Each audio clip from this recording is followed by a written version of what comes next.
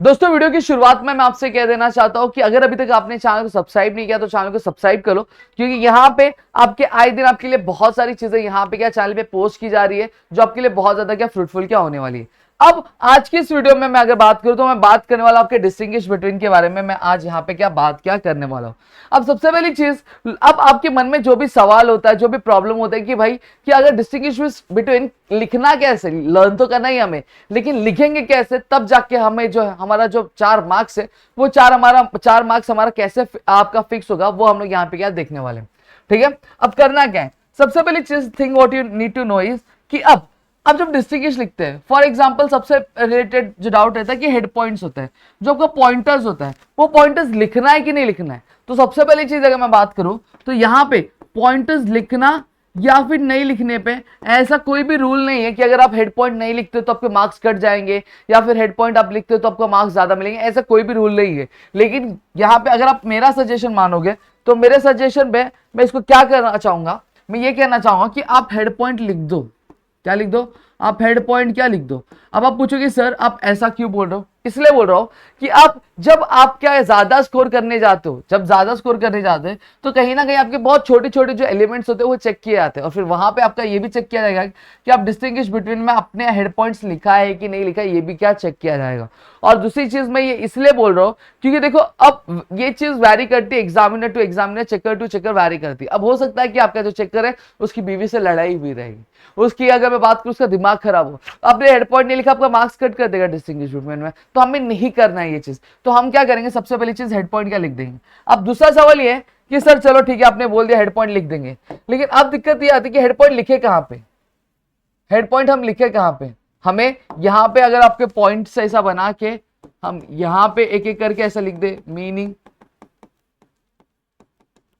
इस तरह से लिखना चाहिए, या फिर अगर मैं बात करूं हमें ये बीच में आपका ऐसे हमें इस तरह से लिखना चाहिए।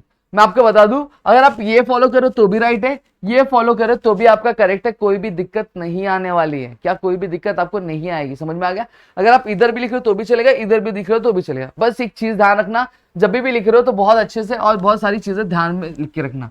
क्या, जब आप इधर लिख रहे हो मीनिंग बीच में लिख रहे हो तो आप यहाँ पे मेक श्योर करोगे कि आप यहाँ पे एक लाइन जो है वो आप क्या लीव करोगे, क्या करोगे, लीव करोगे। ठीक है, अब लीव करने के बाद आपका पॉइंटर चालू होगा तो आप यहाँ पे एक पॉइंट डालोगे, लिखना चालू करोगे, और यहाँ पे एक पॉइंट डालोगे, लिखना चालू करोगे। एक लाइन ऊपर से क्या आप लीव कर दोगे, जिससे कहीं ना कहीं आपका डिस्टिंग्विश बहुत ज्यादा अच्छा दिखेगा। दूसरी चीज ये कि आप डिस्टिंग्विश बिटवीन लिखते हैं तो बहुत सारे स्टूडेंट्स क्या करते हैं, एक लाइन दो लाइन लिख देंगे और ऐसे करके उनका आधे पेज में डिस्टिंग्विश क्या कंप्लीट हो जाता है, और बोलते हैं कि भाई 6 पॉइंट नेसेसरी था, मैंने 6 पॉइंट लिख दिया। लेकिन मैं आपकी जानकारी के लिए बता दूं ऐसा कुछ नहीं है। आप अगर इतना लिखोगे तो नहीं चलने वाला। आपकी मैं आपको बता दूं, आप एक क्या हो, कॉमर्स के स्टूडेंट हो, आपके पेपर में आपके क्वालिटी के साथ साथ क्वांटिटी में मैटर करती है। तो आप क्या करोगे, एक हैक बनाओगे तो आपका एक एक पॉइंट जो रहेगा आप कोशिश करो कि 3 से 4 लाइन में आप एक्सप्लेन करो। कितने लाइन में, 3 से 4 लाइन में क्या एक्सप्लेन करोगे, कितने लाइन में आप 3 से 4 लाइन में आप एक्सप्लेन करोगे, एक ही में पूरा नहीं लिख दोगे। समझ में आ गया। इससे क्या होगा, इससे आपका कंटेंट थोड़ा बड़ा दिखेगा। क्या दिखेगा, कंटेंट आपका क्या बड़ा दिखेगा, आपके पेजेस थोड़े से ज्यादा कवर होंगे। क्लियर हो गया, इतनी चीजें क्लियर हो गई। अब देखो जगह एक्वायर कैसे करनी है। अब यहाँ पे आपने एक लाइन छोड़ दिया, अब ये पॉइंट हो गया तो यहाँ पे भी एक लाइन छोड़ दोगे। फिर दूसरा पॉइंट फॉर एग्जांपल मैं पकड़ लेता हूँ नेचर का है, तो आप यहाँ पे एक लाइन लीव किया आपने, आप यहाँ पे लिख दोगे नेचर, लिख दिया। अब फिर यहाँ पे भी एक लाइन लीव करोगे और फिर यहाँ से लिखना क्या चालू कर दोगे। समझ में आ गया। तो ये तरीका क्या आपको क्या निभाना रहेगा, इतनी चीजें, जिससे अब देखो हैक बता रहा हूं, यहाँ पे लाइन गिर रहा, आप लिख रहे ज्यादा नहीं हो, आप पेड़ा बना रहे हो, आप दिमाग से खेल रहे हो। समझ में आ गया। तो इस तरह से चीजें आपको अटेम्प्ट करने की। अब दूसरी गलती क्या करते हैं दोस्त हमारे, अब यहाँ पे जैसे for example it is strip में लिख देता हूं, यहाँ पे मैंने पॉइंट लिखा इट इज स्ट्रिप, और यहाँ पे भी मैं लिख दे रहा हूं इट इज स्ट्रिप। भाई ये एक चीज बहुत बड़ी गलती है। अब सेम पॉइंट यहां पे लिख दे, हो सकता है कि कुछ चीजें मैच कर रही होंगी, बट क्वेश्चन क्या हमारा, डिफरेंशिएट बिटवीन, डिस्टिंग्विश बिटवीन, बोला क्या गया है, बोला ये गया कि इसमें अलग अलग क्या है, ये चीज आपको बतानी है। समझ में आ गया, ये चीज आपको बताया। अब सेम सेम लिख दोगे तो आपको मार्क्स क्या मिलेगा, यहां पे भी आपके मार्क्स जो होते हैं वो आपके कट जाते, क्या जाते आपके कट जाते। इतना क्लियर हो गया पक्का। तो ये चीज थोड़ा सा ध्यान रखो।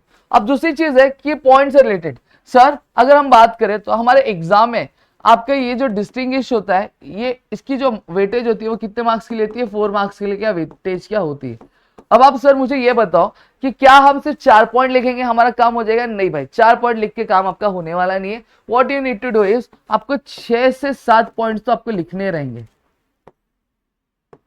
कितने? 6 से 7 पॉइंट्स आपको लिखने रहेंगे। जब आप 6 to 7 पॉइंट्स आप लिखोगे तब एग्जामिनर आपको मार्क देगा, तब जाके आपको मार्क्स मिलेंगे डिस्टिंग्विश में। और इस तरह से चीजें फॉलो करोगे। और एक और चीज, ये मीनिंग लिखा और यहाँ पे भी आपका क्या आ जाएगा? आपका टाइटल आएगा, हेडिंग्स आएंगे।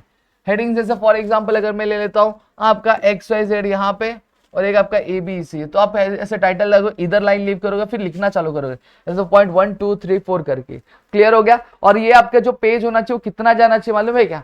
आपका 1, एक पेज पूरा, और फिर एक पेज है यहाँ पे तो एक पेज का आपका आधा, इतना डिस्टिंग्विश रूटीन आपका जाना चाहिए OCM के लिए। तो ये मैंने पूरी चीजें, कंप्लीट चीजें मैंने आपको बता दी है। अब डिस्टिंग्विश रूटीन से रिलेटेड अगर मैं बात करूं तो यहाँ पे आपके डिस्टिंग्विश रूटीन कुछ आपके 13 से 14 डिस्टिंग्विश है आपके टेक्स्ट बुक में।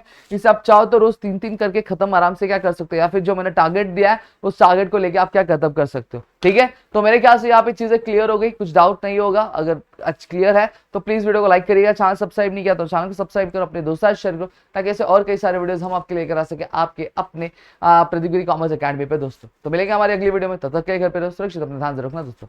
जय हिंद दोस्तों।